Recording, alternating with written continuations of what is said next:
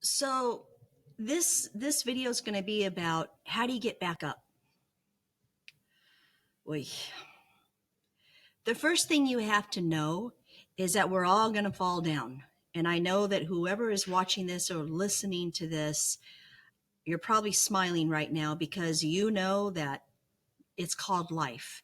In fact, the first noble truth that the Buddhists they cite is uh, life is suffering. And it doesn't mean that you can't change the way you think about it, which is good because then everything's not going to be so terrible. But most people don't, so they end up really being more than miserable. So the other day I was minding my own business. I felt pretty good lately. I was really tired, and I was so tired that I would work. I do what I have to do, but I'm exhausted, and I would have to spend a lot of time sleeping or doing nothing, as my husband would say.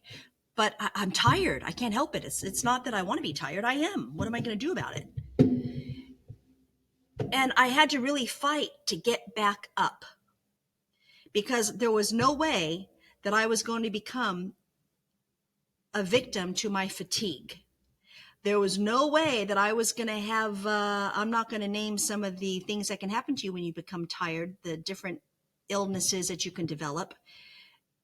I decided that's not happening to me because I'm not going to live my life tired like this all the time, period. It's not in my head. It's not going to happen. I'm over it.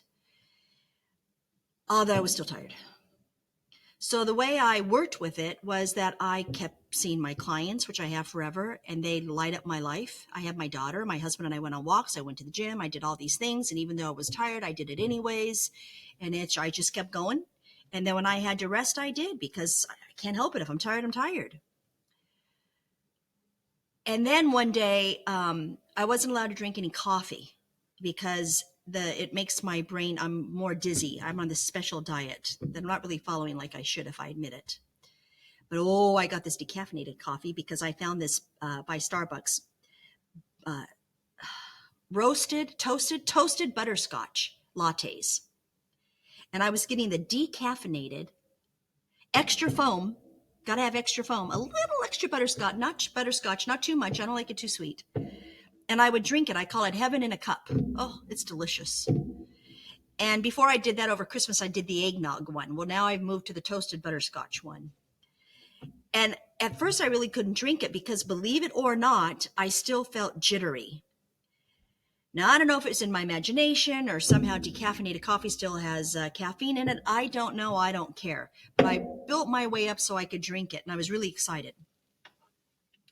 But in the morning, my husband and I, one of our rituals was to have our cup of coffee every morning. And one cup of coffee is not going to kill you. They say it's actually good for you. Is that true? I have no idea, but I'm drinking my cup of coffee. Well, I hadn't for 3 years. I was drinking my lemon and honey. But my husband was drinking this coffee. And now that I'm into the decaffeinated coffee, I could smell this lovely coffee that he makes. And we like really good coffee. We just love it. And as my husband says, the secret is in the milk. You do a half a cup of coffee and the rest milk.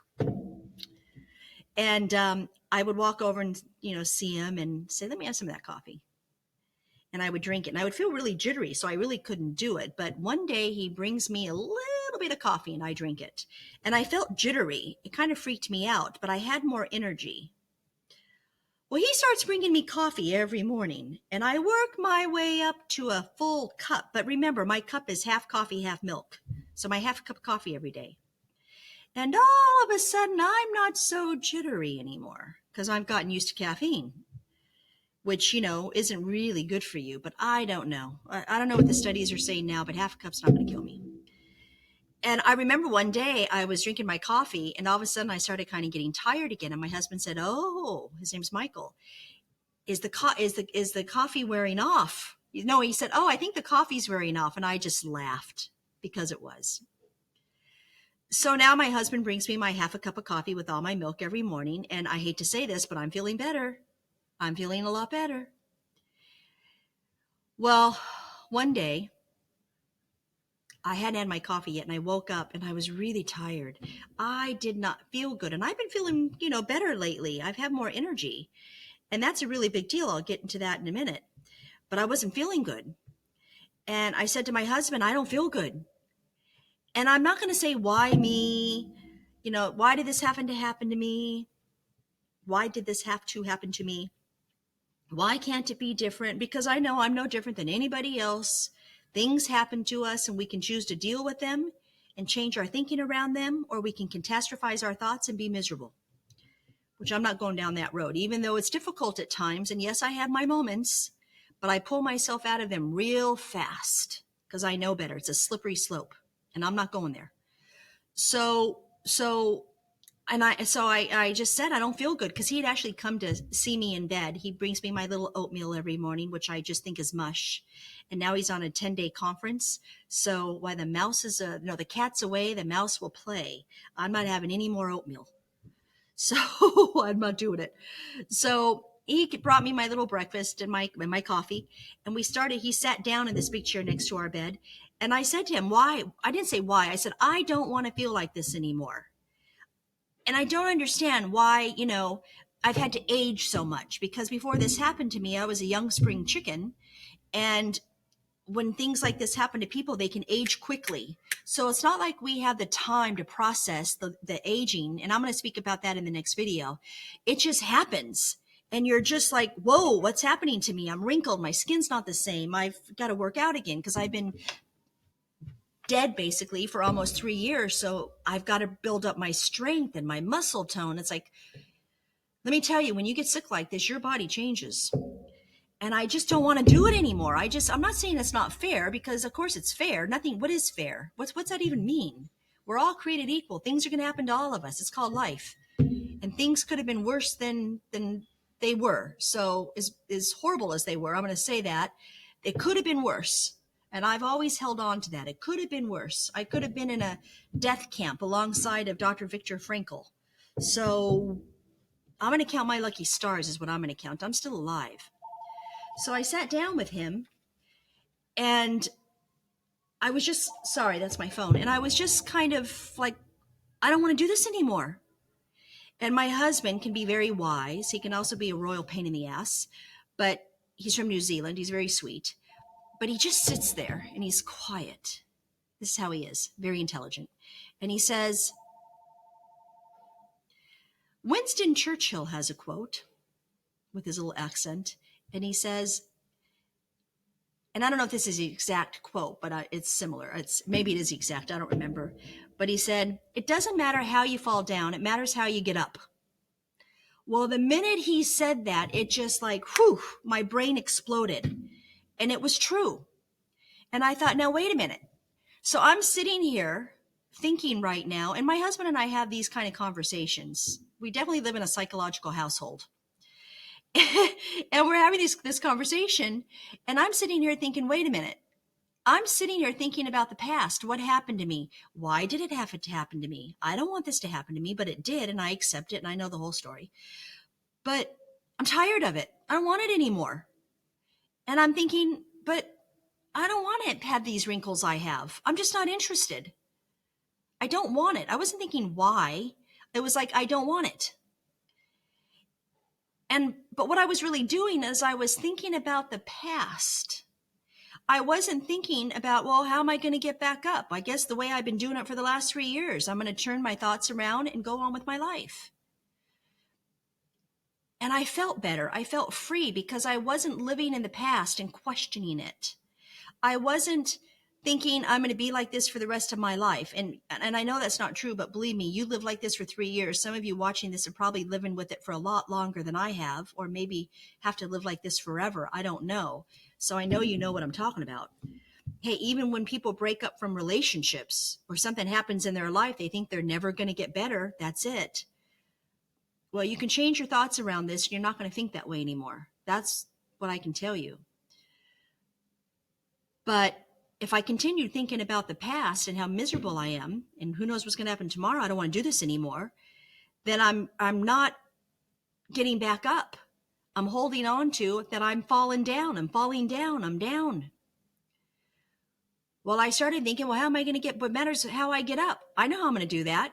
I'm going to change my thoughts, and I'm going to stop catastrophizing how I feel now and say, Rochelle, you're lucky you're alive. You're lucky you get to see that smile on your daughter's face. You're lucky that you get to sit here in bed with your husband bringing you oatmeal every morning and now my coffee.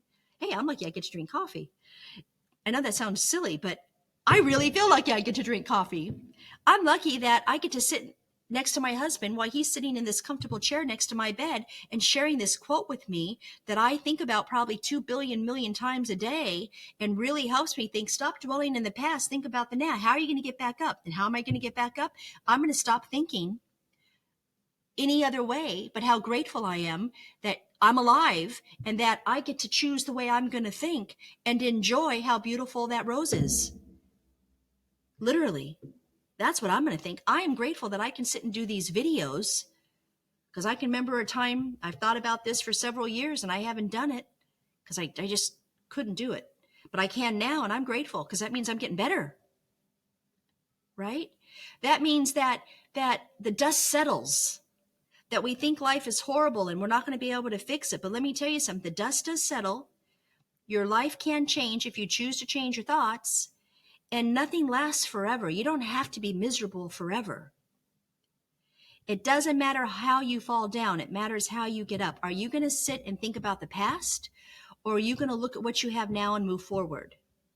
And I think that's one of the most wonderful quotes I've ever heard. And boy, have I heard a lot. I write a lot of them. I read them every day. I study the Tao Ching. I love it. But that's a simple one. It's good.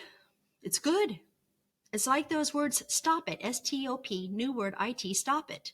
When you hear stop it, like your mother or father say stop it, you don't go thinking about anything else. You stop it, at least for that moment. It cuts you at the knees. Thoughts are stopped. And it's the same thing with the quote. When a child falls down over and over and over again, they don't think, oh, I'm going to fall down. I'm going to stay here. I'm just not going to get up.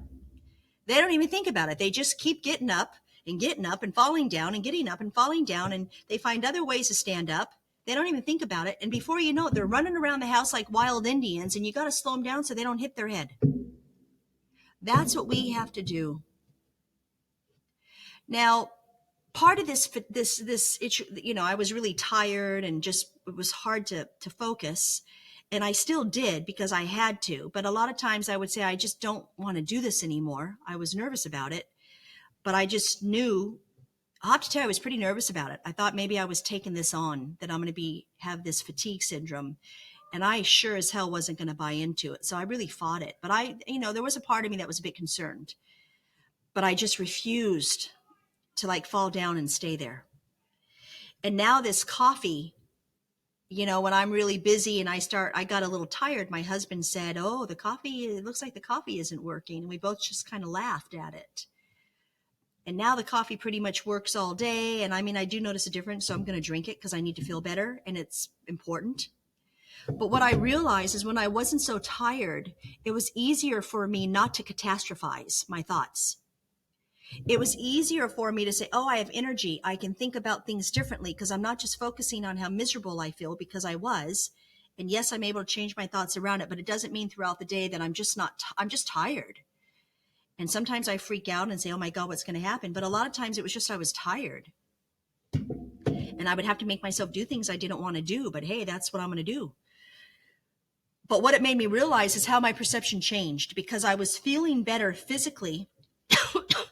Psychologically, I felt better. I do feel better. I may still be dizzy. Yeah, I am. But here's the difference. I don't focus on the dizziness. I focus on other things because I'm not so exhausted. It's not weighing me down. And it's just really interesting to me. And I couldn't have learned this if I hadn't been as tired for as long as I was, which is part of what's going on with me. And I can't say I wish I'd known about this coffee thing a long time ago, because for 3 years I haven't had it. I probably shouldn't have had it. And I wasn't always so tired in the beginning. It was more towards the end because I've been fighting it for so long. I was tired, but it was a different kind of tired. And if I hadn't gone through that experience, I would not have learned the lessons that I needed to obviously learn. If I hadn't discovered coffee and said, okay, I'm jittery, but I'm just going to accept it because something's telling me not to give up, to keep drinking a little bit. And I did it very slowly, by the way. I just knew somehow intuitively that I needed to do this. And I know it sounds really stupid about coffee, but sit in my shoes and you're not going to think this. And I'm not telling everyone to drink coffee. I'm just saying in my particular situation, this is what I needed to do. And this video isn't about coffee. It's just about, it helped me to change my perception and to realize that when I was tired, even though I refused to take on the label of I'm one of these tired people, and I have a lot of empathy for people that are going through this, I had to fight it. But what I really learned, and I had to go through it, but what I really learned is how much I really bought into how tired I was. And you're talking to somebody that knows how to deal with it, or listening to somebody that knows how to deal with it and fight through it. But now I can see the light, literally. The sun's out there shining. It comes up every morning and goes down every night, and you can bank on it. And I can see it, and I can see the light. And it really makes me realize how dark those times were.